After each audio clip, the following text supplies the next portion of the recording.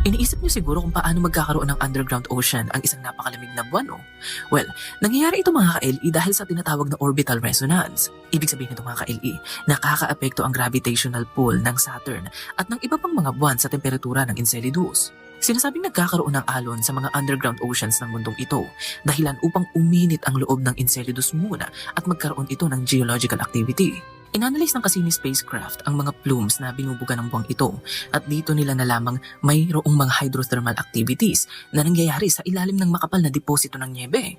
Ang mga bagong tuklas natin tungkol sa buwang ito ay nagmumungkahi na kung dadalhin natin ang mga microorganisms dito sa Earth na naninirahan sa ating mga hydrothermal vents sa ilalim ng ating karagatan, posible silang mabuhay sa buwang ito ng walang problema. At yung mga chemical na binubuga ng mga plumes ng Enceladus ay posibleng nagmumula rin sa mga organismong naninirahan sa ilalim ng underground ocean ng buwang ito. Uulitin ko mga ka-LE, hindi pa sigurado ang mga scientists dyan, pero hindi nila sinasara ang kanilang pinto.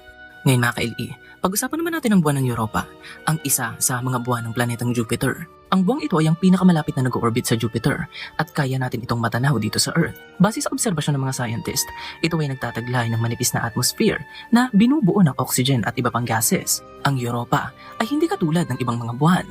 Kung ang ibang buwan ay puno ng craters at mga bundok, ang Europa ay nagtataglay ng makinis na kalupaan. At ang nakakamangha rito mga ka-LE ay ang karagatang matatagpuan sa ilalim ng yelong bumabalot sa Europa.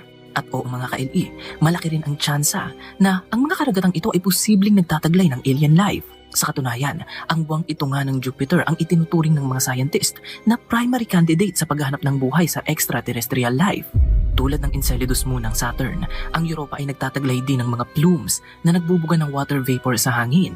At ang mga plume activities na ito ay makakatulong sa paghahanap ng mga researchers ng palatandaan ng buhay nang hindi lumalapag sa buwang ito. At uulitin ko mga ka-LE, malaking posibilidad na may buhay sa mundong ito. Posible pa lamang yan, pero hindi sinasara ng ating mga scientist ang kanilang pinto.